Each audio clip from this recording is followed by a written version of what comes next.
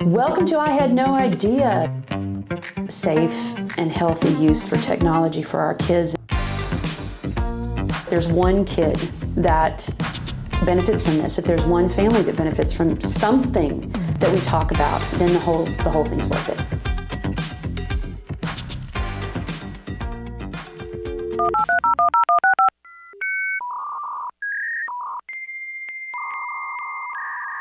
How about that sound? That was the sound of the portal. If you're a millennial or Gen X, you remember what that was, that little trilling sound of leaving the physical world and entering the digital one. It couldn't be in both at the same time. You had to pick one or the other. But today in 2026, the portal never closes. We don't go online anymore. We literally live online every day with how we're interacting with one another and how we're interacting with the world. So today we're going to kind of look at a timeline of how we got here, the psychological toll that can be taken on youth, and how 3 different generations had to learn to swim together in a digital ocean that is getting deeper every day. Welcome to I Had No Idea Cyber Empowerment Podcast. I'm Jenny Yannick, I'm your host, and we're going to get going talking about how we got to this place for digital citizenship. So we all remember how we grew up, and with the different generations, that has earmarks and timelines where we had to fold over one another and overlap so we could grow together. And sometimes that was easy and exciting, and other times it was very challenging. In the early days of having to deal with the advent of social media, so to speak, there was something called 6 Degrees or maybe Friendster. They were kind of like digital Rolodexes. They were people that you knew. It was a very closed and tight communication. There wasn't a whole lot of invitation or expansion in that. That was very automatic. It was just an expectation. You just talked to the people you knew, and this is how you did it. Then came the MySpace era, if you can remember MySpace, from about 2004 to 2006. And then all of a sudden, that's when the vibe happened. That's when people started to buy into how social media could help them become connected. You had a top 8, you learned basic HTML, just to make your profile kind of glitter a little bit. It was self-expression, but it was still a desktop-bound platform. It was very limited. And it didn't get around as widely as the platforms that would come after it. And then the Big Bang happened. This is from 2007 to 2010. So there were 2 things that went on in that era that completely changed history when it came to connection, social media, and use of our digital devices. The number 1 was, of course, Facebook. Nobody can deny that was the biggest influence on social media. And the funny thing is today is that our youth migrated away from Facebook. I actually talked to some kids when I was doing my social media interviews who said, Facebook is for old people. And I had to laugh because I look around Facebook and I'm going, oh man, it's all of us grandmas. But the funny thing is that the youth who were talking to me, especially when I talked to an older, I say 18 to 19-year-old, when I did my social media interview with them, they came back and said, I think I'm going to go back to Facebook. And I said, why would you go back to Facebook if you said it was for old people? And she said, it's safer. And that was a big eye-opener to me because it let me know that in the social media world, when our kids are on apps that adults are not directly connected to, then they engage in behaviors that can be more harmful to each other or have open opportunities for nefarious purposes. So when they say they're going back to a tried and true old school, model of social media, and they're doing it because they say it's safe, it makes me think that the adults in the room are likely going to step in if they see something too heinous, too difficult. The rhetoric just gets too dark. And so many people have stayed with that, and it's grown through generations now. As we see, the ages of 30 to 70 or so are on Facebook, getting to connect with their children, their grandchildren now. They're getting to see accomplishments. They're getting to, and a lot of people are using it in a way kind of as an archive. They may say photo dump, and they'll put all of the pictures from a event in their lives because, heaven forbid, something happened to the actual phones, the photos on their phone. They can say, well, you know what? I'm going to trust Facebook to keep up with all these photo albums. And they're creating a timeline of their lives. So it's not a bad thing, especially when they have the control and they know what they want to have on it or not. When we're speaking to our student groups and we talk to them about, I had no idea, cyber empowerment, I tell them your social media is your billboard. People see it from everywhere. You're passing down the highway, you see a billboard, you look up, there's a message on it. What do you want your billboard to say? What do you want that to say about you? You have the empowerment. You have the ability to decide that. You also have the ability to decide who you want to listen to on social media, a message I wish more of our kids would pick up.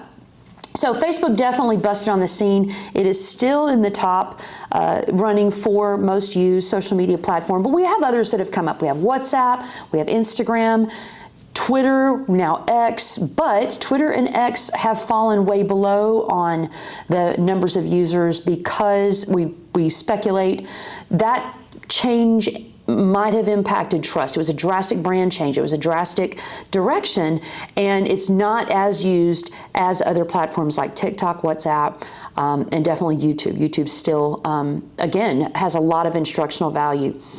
So that big bang happened. The iPhone came out. That was a second big thing that occurred that gave access far more immediate from our flip phones, from our old Nokia phones where we had to tap 3 different times to get a character if we were going to try to text. Social media moved from a desk to our pocket, into our hands. Then after that came the pivot to the visuals, how important it is to see things and interact with the videos, interact with the pictures. 2010 to 2016 was when Instagram and Snapchat shifted that focus. So the aesthetics really were important. We also saw the advent and use of filters, all those girls who were trying to chisel away at lip lining and their body shaping. And what that did was it gave us the ability to present something that was enhanced, that had a more favorable presentation, but it was also a little bit further from reality. And so when our youth, our young girls were seeing those images, they were thinking, oh, I want to lose 40 pounds. And this is already a beautiful young girl who didn't need to lose weight to be beautiful. But the message that they got from that was, I want to be something that looks like this picture, when that picture was not real. So we saw a reaction in how youth were using those filters in that era. Fast forward to what we call the algorithmic age, all right? 2016 to present right now. TikTok's on scene. I think it was like Musical.ly in the beginning. And what we're seeing or finding is that the more concise and more succinct those interactions are, if we can get it down to a few seconds, like a minute or so, and it has that kind of power, more people are going to be watching that. What's interesting to me is that everybody had, and now these youth are looking at, I want to be viral. I want to see how many views I can get, maybe not necessarily likes, but views I can get. And it's not uncommon to see 1.3 million views on a TikTok. It's not uncommon to see, 7 million views and up into 1 billion. I mean, those numbers are astronomical, but they are real in terms of how many views there are on certain TikToks that are put out there. And they're just videos that might have music. Most of them are silly, most of them are funny. There are some that are obviously not appropriate. And those can find their way to kids through what they call their For You page or in the algorithm. So the algorithm itself is basically trying to determine what you want to see. So it's AI before AI was cool. It will say she clicked on this and that, or she shopped this, type of product. We're going to give 5 more different advertising opportunities to see if she'll buy that product again in a different color. So the content finds you, which is very intriguing. Because it is really studying the habits we have with our social media and our technology. So that's how we got to the scroll. That's where we are today. When we scroll, how many hours someone can be on their device scrolling. That's why we advocate for balance in your life. If you fall down the black hole of scrolling and it goes on for hours and hours and hours, that's not really healthy. You want to try to encourage yourself to put the phone down, to step outside, to do things. things. Phones are equipped with weekly reports of how much time someone spends on their social media. We said earlier in one of the podcasts, we talked about having a social media diet where you set a limit for yourself and you go, okay, I'm going to do it this much, but I'm going to stop and I'm going to walk outside or I'm going to go have a real conversation with a human being. That's healthy. That's what we're encouraging. We're not saying no technology. We're saying, hey, let's balance this, all right? So this kind of brings up the next topic of the impact on impact on youth from the digital age. And in 2026, the data that we're seeing is from Gen Z and Alpha Gen. And a lot of times in my podcast, I will refer to the generations because our hope is to be more connected. Our hope is to better understand and really to learn. I have a personal theory that with the technology we are seeing, we're going to only have till about the age of 12 or so, maybe, and it's getting younger, that kids are going to listen to us as parents, as grandparents, and then they will be in the digital world and they are going to learn and they're going to be able to experience things. Many of them will be wonderful. Many of them will be great for them. Some of them could be dangerous. So after the age of 12, kids quite literally could teach us about technology. And we need to keep them doing that because that way we are aware of what's happening and what's going on. The further we get away from it, if we're not jumping in that with them, the more likelihood there could be for misunderstanding and worse danger. So the social media and technology is like the third place. It's between home and school. It's between the people that are family members and what the reality is for the youth. So when we were growing up as Gen Xers and later on, and I know that sounds like it's the oldest term in the world, but our interactions were confined to a hallway at school, right? You know, going to a ball game. There used to be this really crazy phenomenon of riding around in a vehicle in a small town, and you would just keep riding this little track around during the time that you were out of school, and your socialization was pulling over at any given time and just hanging out and talking to the people that were in the other vehicle. I know that's absolutely crazy. We're in Texas. That's riding the drag. That was what socialization was. Okay, so when we're developing our brains and we're trying to make those positive connections, you know, that was what socialization was. Now we have this variable reward scenario where anytime a kid interacts online, they can get a hit of dopamine. They can, you know, have some kind of up for knowing how many people have liked or have viewed their content. And the social media is constructed in a way to ensure that engagement happens.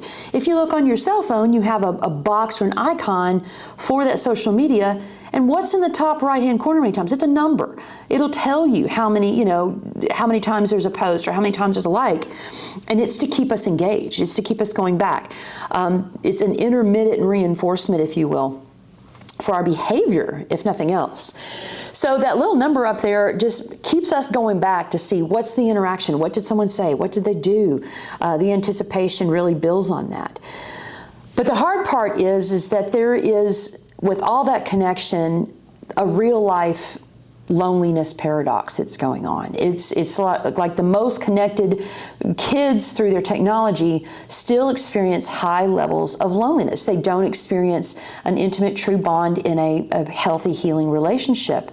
That comment is not a conversation. The view isn't a visit. It isn't where they get the actual benefits of a human connection. It's the picture of it. So we want to frame the use of technology within what it is, a tool, but not to take the place or to completely divorce from real life interactions. And our kids have struggled. They've struggled with being able to order food in restaurants and talk to a waiter when sitting in a restaurant. They've struggled with a stranger who walks by or a person who just says, hi, how are you doing? And they're not sure. Wow, ironic. Okay, my watch just tried to jump in on the conversation. Welcome, Siri. Welcome to the podcast. So that is one of our challenges.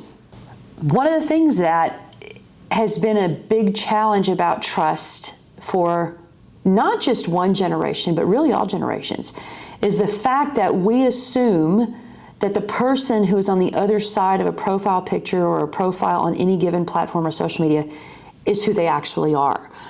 We have had many times where we've engaged with youth who look at a picture, see a name, and they are completely convinced that that person is the same age or looks exactly like who is in that profile picture. And adults can do that too, because sometimes whenever someone's trying to scam you, they're going to give the most appeasing and the most engaging, the most attractive presentation they can.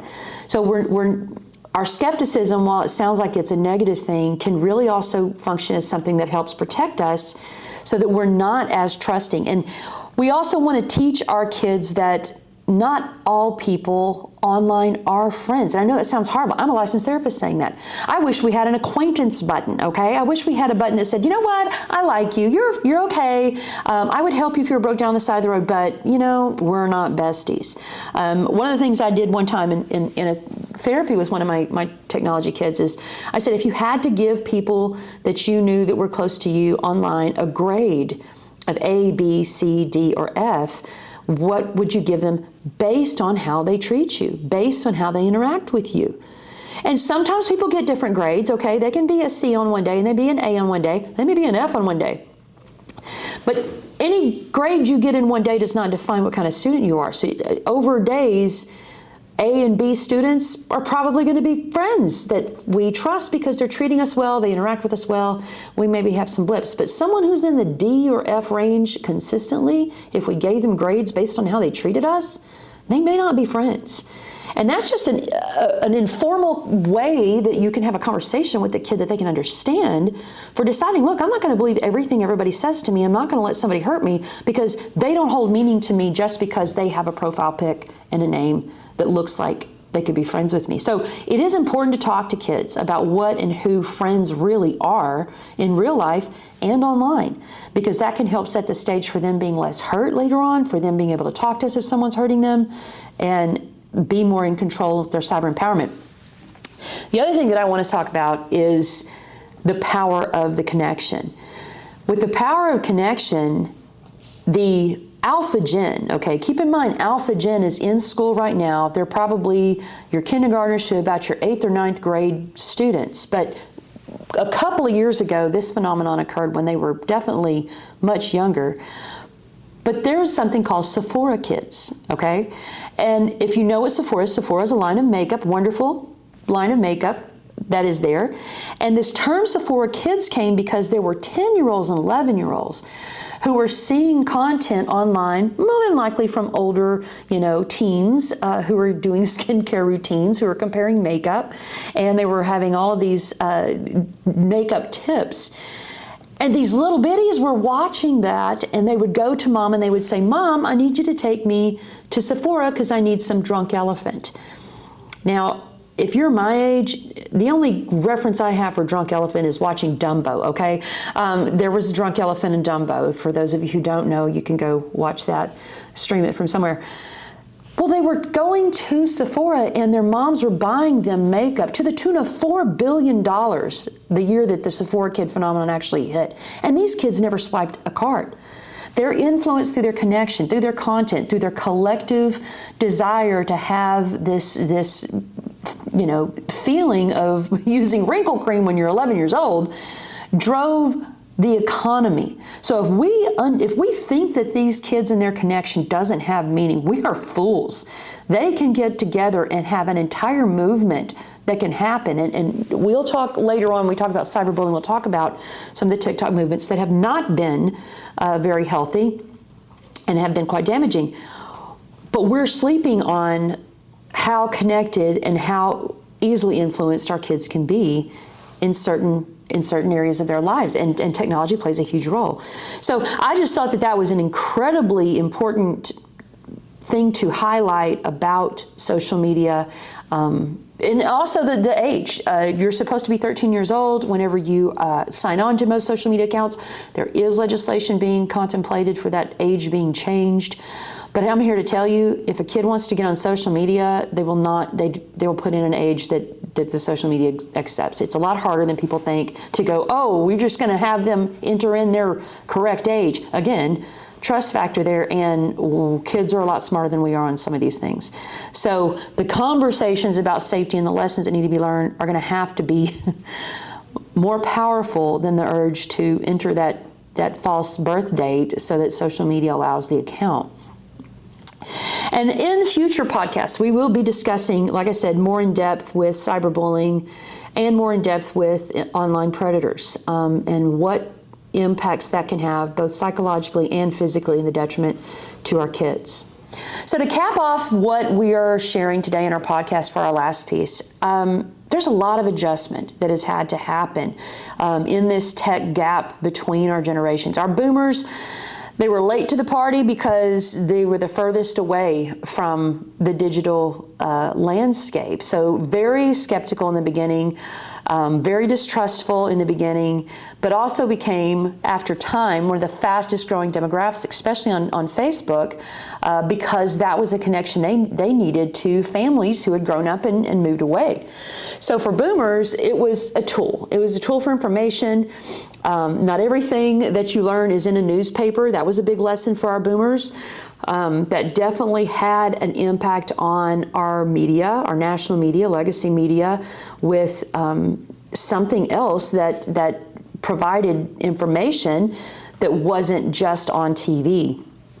So they have had a lot to learn in their media literacy and learning to spot the difference between a news article and maybe something that could have been generated as a hoax. It was pretty easy to play a trick on your boomer grandma or great grandma because the face value of what's right in front seems, is supposed to be real. They've also struggled with the language. They've struggled with all of the cool, cutesy new things that kids have said. There was one TikTok where there was a grandpa standing behind 3 youth who all had a mouthful of water, and he was reading things that were being said by youth today, and they would just lose it, and they would spit all the water out of their mouths because he would say it like, this is the dumbest thing ever, and then they would just die hysterically because it's funny. And so our boomers they've done the best they could, I feel like. They've just done the best they could coming into it. Gen X has been a bridge generation. Now, we're not too much better off because we're still living from a time period where there was no technology like this. But what we started to understand is that we are something called digital immigrants, okay? That means that we're coming into this world from the outside, and we have terms like before this came on or back in the day. We had to balance our work life and how to set some boundaries with our social media and with our digital interface. We were the ones who suddenly found out that our bosses could email us at 9 o'clock on a Saturday, and that was just not what life was for us. Our work day and our time for connection to certain environments was just when we saw those people. Now, anybody can connect to anybody at any time. So Gen X really had to adjust to that. We do have a great work ethic, however, I will say that. And then our millennials. Millennials are really special to me because they were the kids growing up during the social media age, and they learned a lot of these things the hard way because nobody knew what to teach them about it. So now they're becoming parents. They're becoming the ones who are saying, okay, I lived through this, and I remember the cyberbullying when I was in junior high. I remember what it looked like when people took pictures of someone and posted them without their permission. I remember fight videos where someone was really getting hurt, and it was not fair that was recorded and posted online. My kid will not XYZ, any of those things. So they are really tightening the reins on their own children now, because in some capacity they can say, I was there, so I remember, even if your content changed, I know how it's getting to you, and we're going to do better on this. The hard part for millennials is that they are raising alphas and soon to be beta gens, who are the AI generation. So our millennials and Gen Zs at the top of that batting order will have no frame of reference for AI. So they're going to be learning it along with the rest of us old folks. And we just are hoping for the best for these little guys who are going to be interacting with AI much differently than we have with our technology and our social media.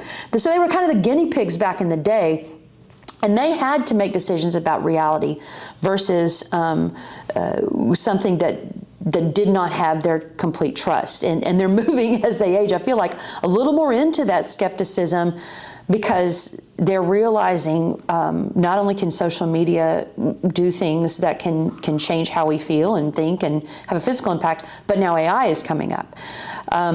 Our Gen Zs coming after the millennials, they push for the raw, the unfiltered content, which really could have had an impact on how our legacy news reporting was. It seems these days that the perspective is that legacy news reporting is very stiff. It's very one way. It's I'm giving you information and you have to take it, where most people are wanting something conversational. They're like, I want to see real. I want to see somebody who's laid back. I want to see and hear someone who's giving it to me straight. But I get to decide, what's going on there. So that's really a brief synopsis, I guess, of how we got to where we are today. And the term that's being used kind of in a trend in 2026 is what's called digital sovereignty.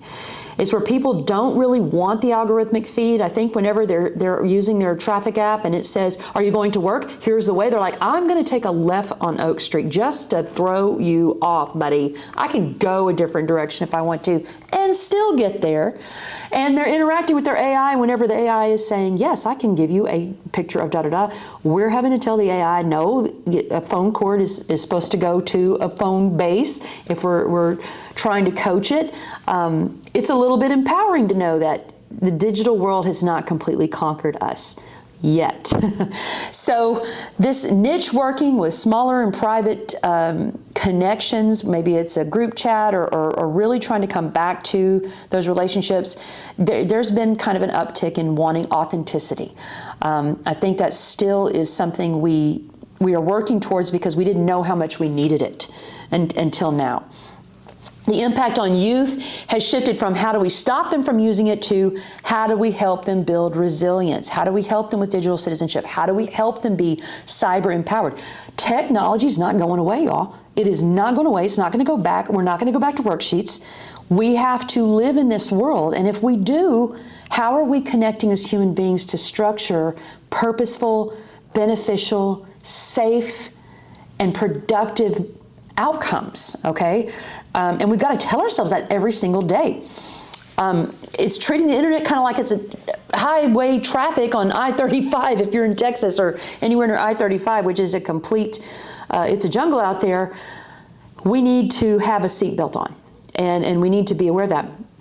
So technology has moved incredibly faster than our biology may have in some ways. Our brains have not evolved for the totality of what is to come. But the fact that you're listening to this right now, like on a device that didn't exist 20 years ago, shows that we are still in control of the off button. We are still in control of saying, I want to engage in this or I don't. I want to help my kids learn about this, or I'm going to tell them about the dangers before the dangers find them. That's one of my biggest in my crisis response work and working with youth who've been compromised in very difficult situations where technology was involved. I want them to not fall into the traps. That's our whole purpose here. So the next time you find yourself scrolling and asking, am I using this tool or is this tool using me?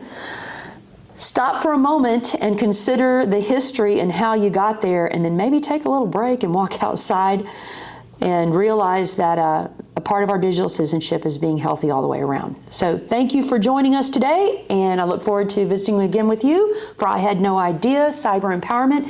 You can reach us at www.ihadnoideace.com, and you can find us on social media with Facebook and Instagram.